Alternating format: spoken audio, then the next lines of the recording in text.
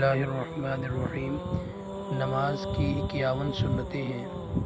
یہ 51 سنتیں نماز کے 5 الگ الگ ارکان میں ادا کی جاتی ہیں۔ وہ 5 ارکان سنتوں کی تعداد کے ساتھ یہ ہیں: نمبر 1 قیام میں 11، نمبر 2 قرأت میں 7، نمبر 3 رکوع میں 8، نمبر 4 سجدے میں 12، نمبر 5 قعدے میں 13۔ قیام کی 11 سنتیں: نمبر 1 تکبیر تحریمہ کے وقت سیدھا